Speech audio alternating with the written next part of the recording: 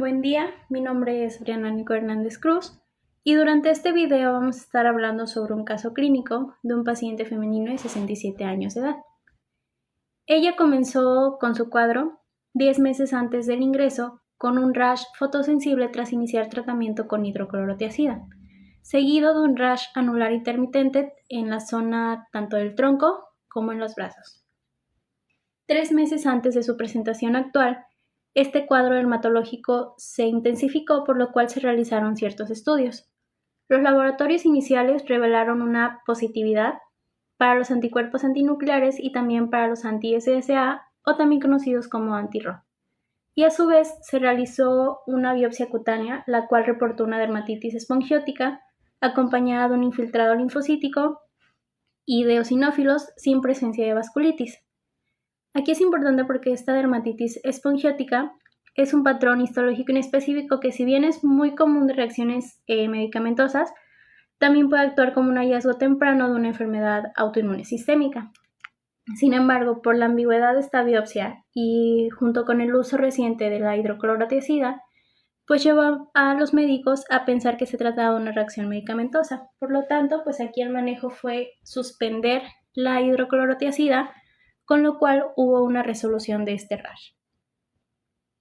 Posteriormente, 8 semanas antes de su ingreso actual, la paciente acudió al servicio de urgencias debido a que presentaba una cefalea temporal progresiva del lado izquierdo, acompañada de un dolor retroorbitario.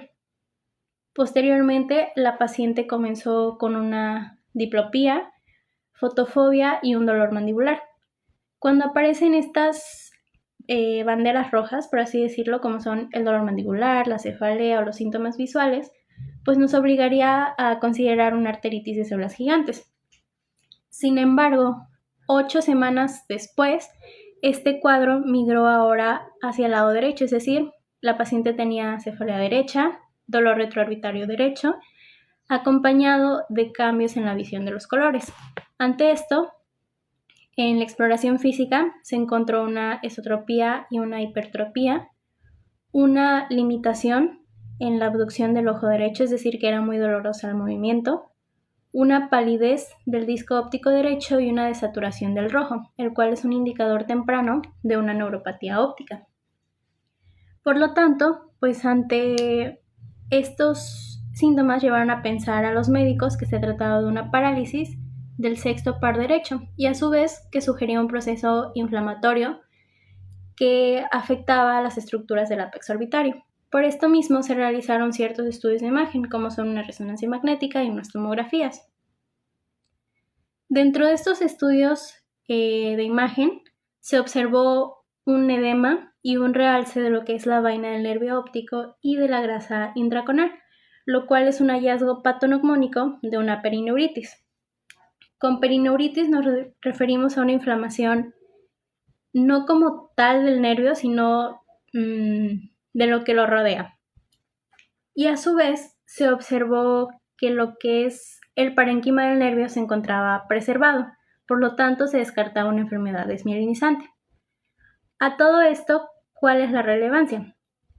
Es importante aquí porque la inflamación de la grasa intraconal configura lo que es el síndrome del ápex orbitario, donde el sexto par craneal junto con la vaina del nervio óptico son particularmente vulnerables, ya que el ápex es la región por donde van a pasar estas estructuras, dando lugar a la tríada del dolor mandibular, la parálisis motora, la pérdida visual, la cefalea, lo que son características pues de una perineuritis.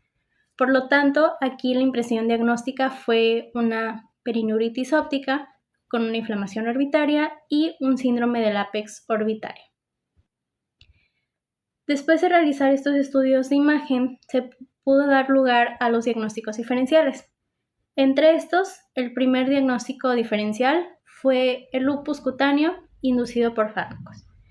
Este fue considerado por la presencia del rash fotosensible, porque el paciente tenía ANAS y anti-SSA positivos y por el uso reciente de la hidroclorotiazida. Sin embargo, fue descartado ya que al momento de realizar la biopsia pues no se observó mucina dérmica, no se observó una vasculitis ni una dermatitis interfase, Por lo tanto, los hallazgos eran más compatibles con una reacción alérgica medicamentosa. También se consideró una meningitis porque la paciente tenía una neuropatía craneal, por el dolor orbitario o incluso por la oftalmoplegia. Sin embargo, fue descartada ya que al momento de realizar estudios de líquido cefalorraquídeo, pues este se encontraba normal, no había presencia de pleiocitosis y pues como tal no había un realce meningio. Por lo tanto, la meningitis también se descartó. Otro diagnóstico diferencial fue la orbitopatía tiroidea.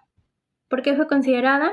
Porque la paciente tenía antecedentes de Graves con orbitopatía de hace 2 décadas aproximadamente, por lo cual pues planteaba una posibilidad de una reactivación. Sin embargo, fue descartada ya que la vasculitis había sido tiempo antes, porque no había hipertrofia muscular extraocular y porque la resonancia magnética no era típica de una orbitopatía tiroidea activa.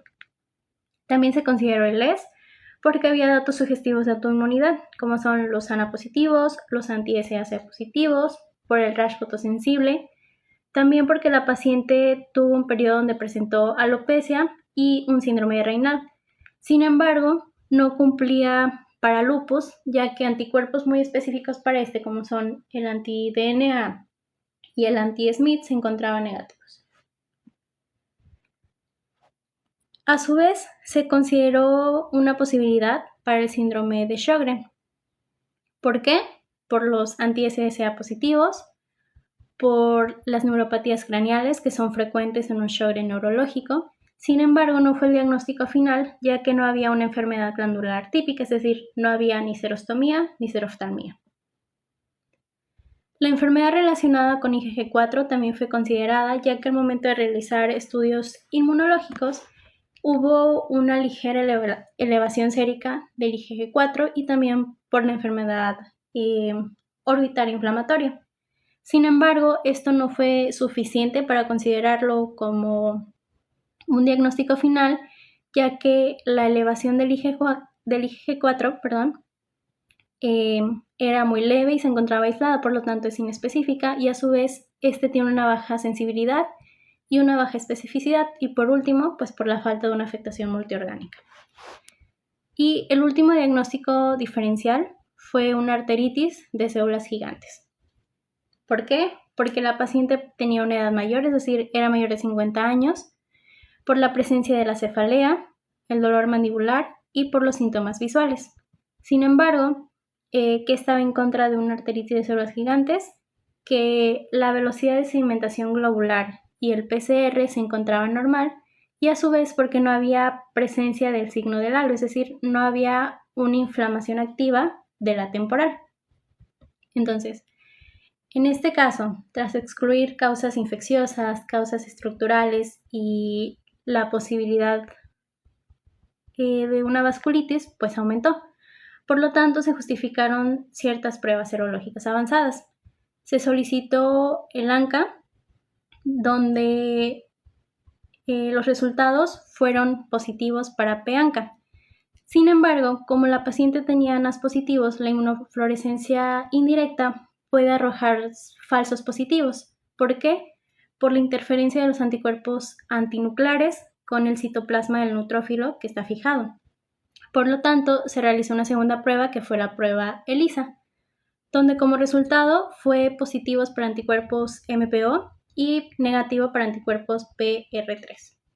Entonces, con esto último, confirmó el diagnóstico final, que es una vasculitis asociada a anticuerpos anticitoplasma de neutrófilos, acompañada de mieloperoxidasa.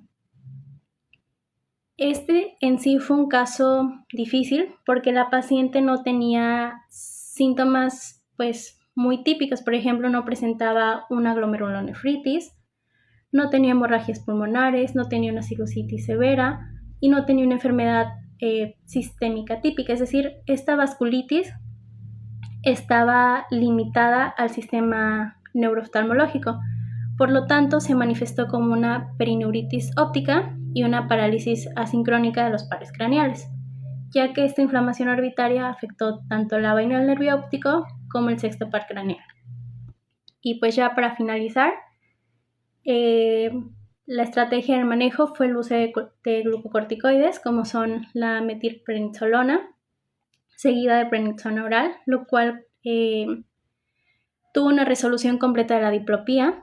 También se utilizó rituximab como una terapia de inducción y terapias de soporte, por ejemplo, una profilaxis contra neumonías con trimetroprima y sulfamethoxazol. Y por último, una protección ósea con alendronato acompañado de calcio más vitamina D. Aquí fue importante la urgencia del tratamiento para prevenir una atrofia óptica permanente. Entonces, pues gracias a estos tratamientos, el éxito fue tanto clínico como radiológico, es decir, la diplopía se resolvió en 3 días.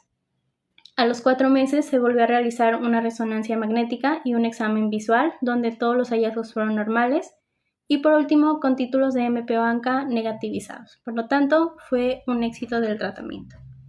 Y pues eso sería todo de mi parte. Muchas gracias.